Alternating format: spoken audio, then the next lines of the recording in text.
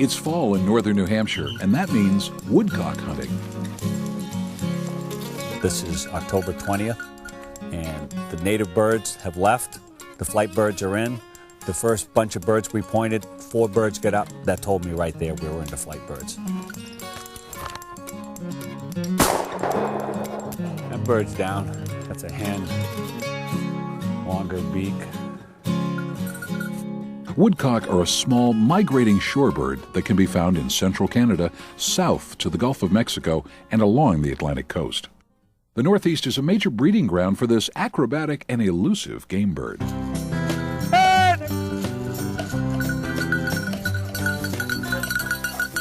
Lloyd Murray has been bird hunting since he was a young child. He started with pheasants and grouse, and because of his grandfather, grew an appreciation for woodcock. It's an obsession, and it's a passion. It's not just a hobby. It's a way of life for us. But it gets in your blood. I mean, there's so much good stuff that comes out of it. You're walking. You have to walk all the time. You have to be in the woods constantly. And the fall. What could be better than being outside with orange and red colors, and bird dogs and birds, and I like it. Lloyd's not alone with his love for the sport. Hunting guide Lisa Savard and Mark Ziegler also enjoy the challenge woodcock hunting offers. The hardest thing is trying to guess where the bird is going to flush from. The dog, of course, helps a lot by looking in the direction of where the woodcock is. But still, when you come in, you've got to take into account the terrain and the trees and everything that are in your way, and try to get it so that you push the bird in the direction that you're going to get the clearest shot. And it's very difficult. There's muddy spots. Sometimes there's streams going through.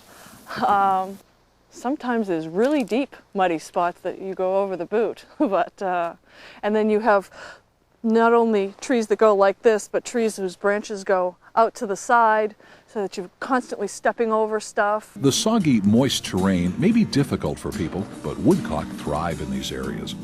The tight cover blends perfectly with the bird's coloring, making it difficult for predators to find them.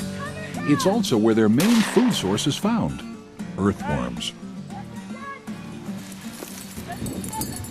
Here, Mom. Find him. Catch him up. At Boffinger Wildlife Management Area, just north of Berlin, New Hampshire, New Hampshire Fish and Game Forester Brian Lemire, along with biologist Will Statz, are supervising habitat improvements. So we're going to have 4 different age structures, or size structures. Yep. This is a great place for them to stop over and rest as they're heading south and returning in the spring from the south as they head north.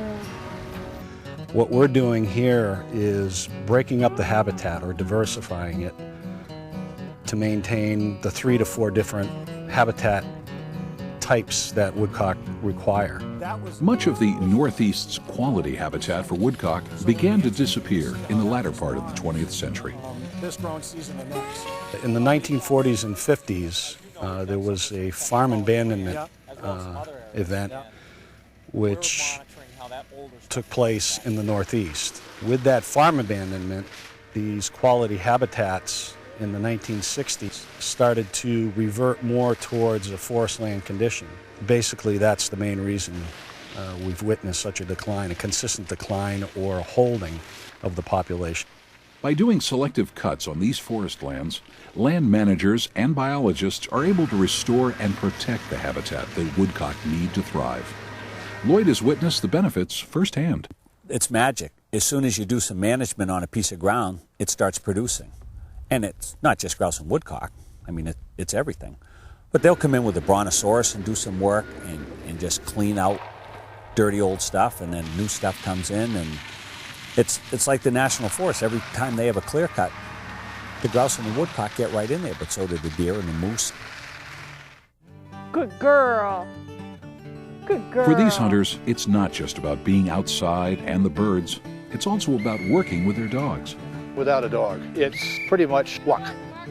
That dog is a tremendous help. And then not only a tremendous help in finding the birds, but a tremendous help in finding the bird after it's down. I love my dogs. They are just a joy to be with. They work so hard and they want to find that bird. And Oh, and when they put it all together and do it right, and that's why I'm in it. You really want a dog that wants to run and go find you some birds. I want one that's going to go to an edge of a field and stick one for me. It'd take me 10 minutes to go find the dog. I mean, that to me is the excitement. It's not killing the bird, it's finding the dog and flushing the bird. With woodcock numbers holding and potentially increasing in New Hampshire because of ongoing land management practices, future hunters will be able to experience the excitement woodcock hunting offers, as well as the chance to put wild game on the dinner table. It's a wonderful thing to do. I mean, it's culturally and traditionally a very positive thing. I mean, it's better than video games, and it's better than drinking and doing drugs. I mean, you're outside walking all day with your family. And I see a lot of that up here. I see people with their sons on back roads and stuff, and that's great.